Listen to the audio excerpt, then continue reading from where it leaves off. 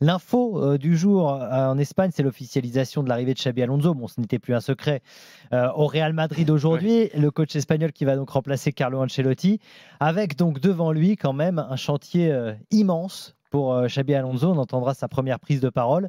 Mais il y a beaucoup de choses à changer au Real. Hein. Oui, c'est sûr, il a déjà commencé à travailler d'ailleurs ces derniers jours avec ses assistants parce qu'il va revenir avec ses assistants les plus proches de Leverkusen. Le staff doit être encore défini. Il y a encore des membres du staff qui ne savent pas s'ils seront au Real la semaine prochaine, mais tout ça, ça va se détailler dans les prochains jours.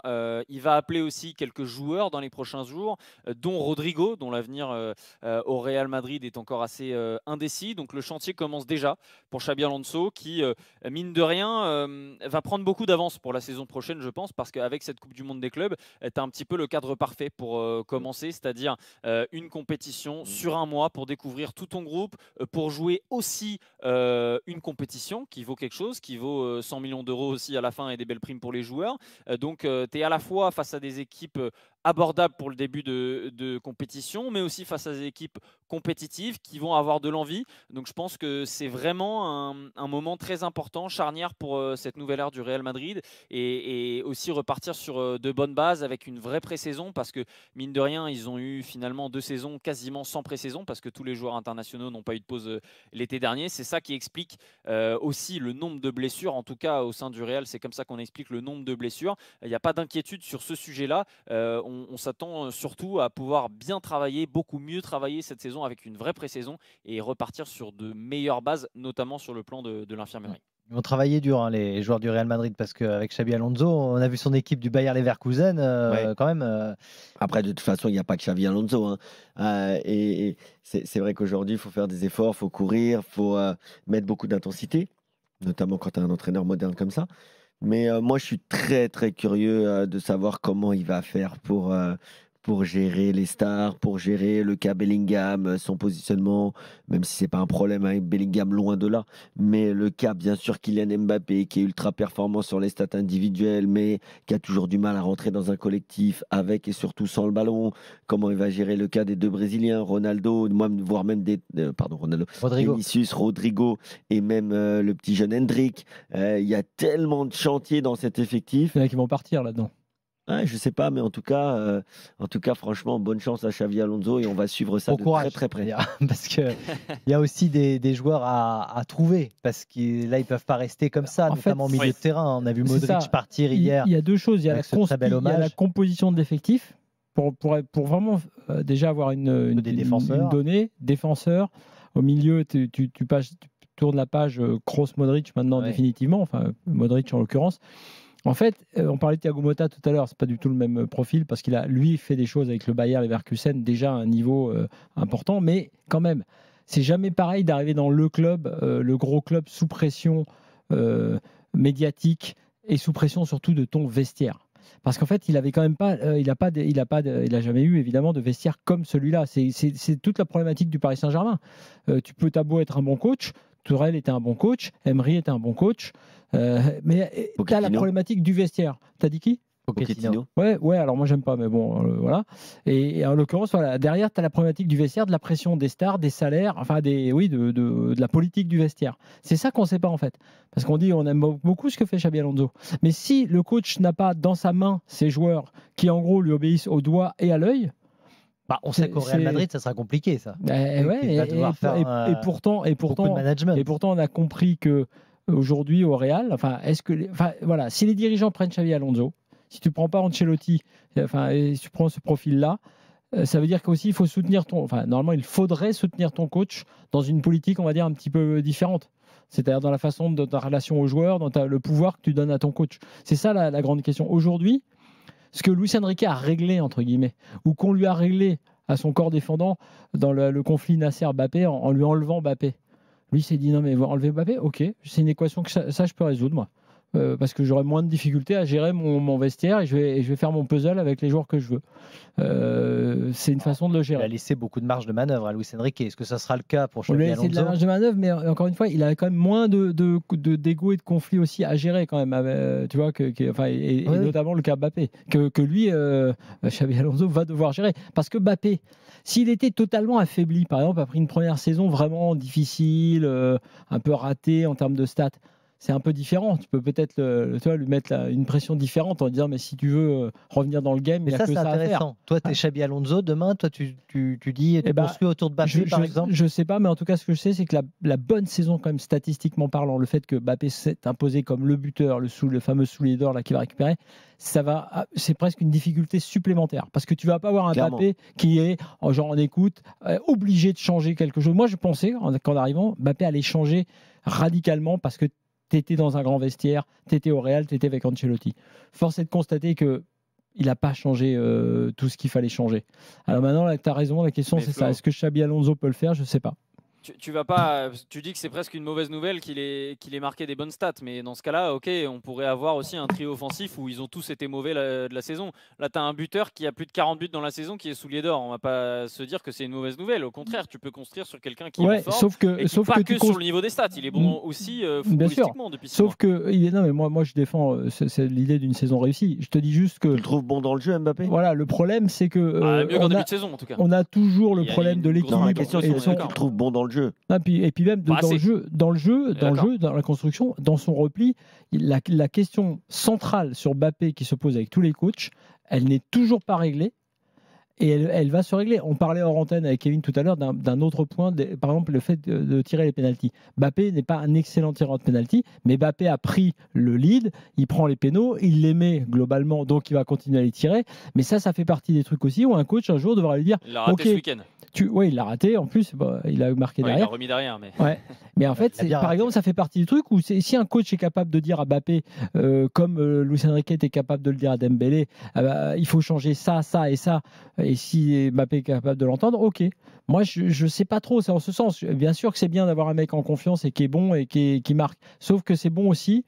De savoir que quand tu es coach, tu peux avoir peut-être une qualité d'écoute supérieure. Moi, j'ai pas l'impression que Mbappé soit persuadé de ce qu'il doit faire, notamment défensivement, dans le jeu, pour être dans une vraie équipe. Maintenant, peut-être que Xabi Alonso, lui, par la construction globale de l'effectif, par l'équilibre qu'il pourra trouver, va arriver à solutionner une partie du problème. Est-ce que tu fais partir Vinicius, par exemple? Est-ce que tu gardes... La tendance, c'est que Vinicius devrait rester. Ouais. Tout le monde s'accorde plutôt à dire qu'il devrait rester. S'il y en a un qui part dans les trois, ce serait Rodrigo. Ouais. Mais à voir aussi, comme je vous ai dit, Xabi Alonso va avoir des discussions avec les joueurs dans les prochains jours, à voir comment ça se passe aussi, à voir comment Rodrigo se sent, parce que Rodrigo, de base, c'est un joueur qui préfère jouer à gauche. Évidemment, il n'y a pas de place pour lui à Madrid côté gauche, donc ça sera aussi en fonction de l'envie du joueur, je pense. Je pense que Xabi Alonso, un joueur comme Rodrigo, il peut l'utiliser. C'est pas ça la question. C'est est-ce que Rodrigo est prêt à être le premier à changer de poste, le premier à sortir quand il faut faire un changement, etc. etc. Mais comme je vous le disais, c'est quand même idéal, je pense, pour un coach qui arrive d'avoir ce mondial des clubs et de commencer par là. Notamment aussi pour les Français, on va voir comment ils se situent. Outre Mbappé, il y a le cas de Tchouaméni, Kamavinga aussi. Je suis vraiment pas sûr, Edgar, que faire le mondial des clubs sans préparation, avec des clubs, avec des joueurs cramés. C'est presque comme une préparation. Ouais, mais avec des joueurs cramés. Un mois de stage avec ton équipe, globalement, on peut résumer à ça. C'est oui, un mois, d'accord. Oui, alors dans ce cas-là, tu le vois comme un tournoi de préparation. Je pense que ça doit servir aux deux. En tout cas, au club, ils voient ça aussi comme un accélérateur, comme quelque chose qui peut permettre aussi de préparer la saison, même si c'est un objectif évident aussi pour des raisons financières.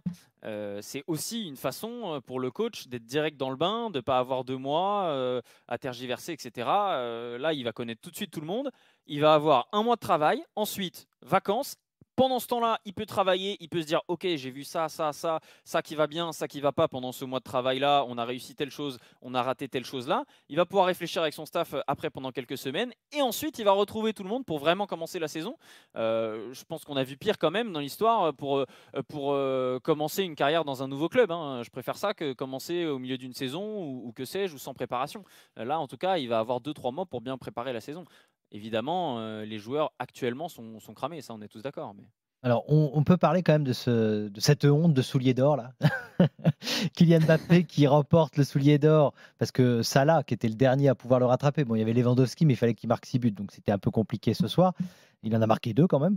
Mbappé avec 31 buts en Liga, il devance donc le Suédois Gyökeres, qui lui a marqué 39 buts dans le championnat portugais, mais par une histoire de coefficient inférieur, puisque on estime que le championnat portugais est moins fort, donc c'est plus facile, a priori, de marquer des buts au Portugal. Eh bien, c'est Mbappé qui devient soulier d'or. Tu le savais, ça, Kevin? Je ne savais pas du tout. Mais je savais que ça allait te faire réagir. Moi, je trouve ça mais c'est scandaleux. Mais c'est scandaleux. C'est complètement scandaleux. Les buts, il faut les marquer, que tu sois au Portugal ou surtout, au Pays-Bas. Est-ce que c'est plus difficile de marquer à Valladolid qu'à... Oui, je ne suis pas sûr du tout. Est-ce que c'est plus difficile de marquer dans un Benfica Sporting que marquer dans un Real Barça, sachant que tu as peut-être des moins bons coéquipiers au Real qu'à Sporting? C'est pour ça que je voulais vous en parler, parce que c'est vrai que bon, il est soulier d'or, mais avec moins de buts marqués dans son championnat. Mais tu es obligé de mettre une ligne quelque part, de dire tel championnat, parce que sinon tu prends tous les championnats européens. Bah ouais, tu prends tous les championnats professionnels de l'UEFA. Un très très bon joueur qui va jouer, avec tout le respect, je sais pas, en Andorre ou quelque chose comme ça, s'il claque 40 buts, c'est lui le soulier d'or? Mais en Andorre, c'est pas que des équipes professionnelles dans le championnat. Je te parle du championnat professionnel. Tu prends par exemple, alors pour pas dire Andorre, on va dire, je sais pas, la République tchèque. Ouais. Oui, voilà. Non, c'est des bons remarques. Je suis pas certain qu'il y ait des joueurs à 45 buts. Exactement. C'est pas facile de mettre 45 buts dans une saison. Non, mais moi, plus globalement. La Slovaquie. Mais là, on parle du championnat portugais en plus. Ouais, en plus. Ouais. Plus globalement, j'ai jamais trop adhéré de façon à ce truc en général, parce que je me souviens petit. Ça s'appelait déjà soulier d'or. Les récompenses individuelles. Non, j'aime pas du tout. Et parce qu'effectivement, tu vois, c'est un peu le cas avec Mbappé. Quelque part. Là, on a un bon débat de foot, parce que on fait ce débat là depuis quelques jours sur RMC, de savoir s'il fait une bonne saison. Et on peut, bien sûr, ne peut pas, comment dire, effacer cette stat individuelle, parce qu'elle est capitale dans un club et encore plus au Real. Ok. C'est pour ça que je pense que c'est très fort, moi, pour un joueur qui arrive de marquer autant de buts. Mais néanmoins, si tu parles foot, c'est difficile. Donc pour moi, le soulier d'or, encore une fois, quand j'étais petit, ça me fascinait. Je me souviens, on disait le meilleur buteur européen, ok. Mais moi, aujourd'hui, de savoir que Mbappé, il a mis, même s'il n'y avait pas le coefficient, s'il en avait mis 42 versus 39 pour Gyökeres et puis machin, moi, perso, voilà, c'est très bien, c'est beau, parce que c'est pas facile de mettre 40 buts en gros ou 35 dans une saison. Y a pas de problème. Donc, voilà, mais il y a plein de buteurs qui sont très bons. Après, c'est vrai que globalement, je crois que c'est Salah qui a une stat qui est, par exemple, qui m'intéresse déjà un peu plus, c'est le mix entre les passes et les buts. Exactement. Et là, déjà, je trouve que tu as un petit peu plus de trucs. Et pour moi aussi, c'est le meilleur buteur. Il faut pas, pour moi, un buteur, il faut dans ce cas-là regarder combien de pénalty tu as marqué aussi. Voilà. Oui, et puis le nombre de matchs joués. En fonction des... mais pas penalty, tu peux considérer, comme on le dit nous tous, que c'est un geste technique et que c'est. Peu importe, un penalty, c'est plus facile à marquer qu'un but. Je te le dis. Sauf qu'il y a des tapines aussi. C'est un but, un penalty. Oui, mais un penalty, c'est un coup de pied arrêté. Ouais, mais ça veut dire que tu voudrais. Oui, mais dans ce cas-là, les tapines à 1 mètre du but. Ouais. Ah, mais peu importe, il faut se retrouver. C'est plus dur à mettre que ça. Non, il faut se retrouver dans cette situation. Il faut avoir fait ouais, mais si tu veux pas de coefficient pour les championnats, tu t'en veux pas. Non, mais moi je préfère un coefficient pour le nombre de pénaltys qu'un coefficient pour le championnat où tu marques les buts. Mais d'ailleurs, je crois qu'il y a eu ça dans un cas d'égalité. Il n'y avait pas l'histoire des pénaux qui rentrent en jeu en France. En Ligue 1, par exemple, je crois que Dembélé remporte le titre parce qu'il a mis moins de pénaux. C'est normal. En tout cas, cette règle, elle existe depuis longtemps. C'est pas spécifique à Mbappé. Il n'y peut rien, lui. C'est que le deuxième Français de l'histoire à remporter le soulier d'or. Il n'y a que Thierry Henry qui l'a remporté 2004 et 2005. Voilà. Okay. Donc, mais c'est pas le meilleur buteur européen. Alors au passage, non mais au passage, non, il a raison. Non, il a raison. C'est le soulier d'or, mais c'est pas le meilleur buteur. Ça, le meilleur buteur, factuellement, c'est le meilleur buteur. C'est celui qui met le plus de buts. Ça, on ne l'enlèvera pas. Oui, mais tu peux créer toutes les récompenses que tu veux. Il faudrait qu'on aille voir quand même dans les autres championnats un peu mineurs pour voir si oui, mais Gyökeres, c'est un super joueur. Et dans un très bon championnat, évidemment. Exactement. Et c'est capital de savoir que Gyökeres, d'ailleurs, tout le monde veut savoir où il va finir. Donc voilà. Bon. En tout cas, sa carrière, je veux dire, en général, jusqu'où il va aller. Mbappé, il sera pas Fanny cette année. Il a un petit trophée quand même. Un petit truc quand même. Parce déjà un trophée en or individuel. Il a marqué pas mal de buts quand même. Lewandowski pas lui enlever ça. A quand même raté à un moment décisif pour ce trophée. En l'occurrence, il a raté les matchs importants, enfin quelques matchs importants. Edgar, pardon, c'est quoi? C'était combien de matchs à peu près? Il a raté, alors j'ai pas le nombre exact de matchs, mais il a dû rater, je pense, 5 matchs en championnat. Donc c'est pour lui, il a raté quand même même un mois et demi de compétition à peu près. Ouais, c'est ça. Donc c'est vrai que ça fait beaucoup. Et la preuve, c'est que là, il en a déjà remarqué 2, alors que toi, en gros, il est de retour. Ça a été salvateur pour Mbappé.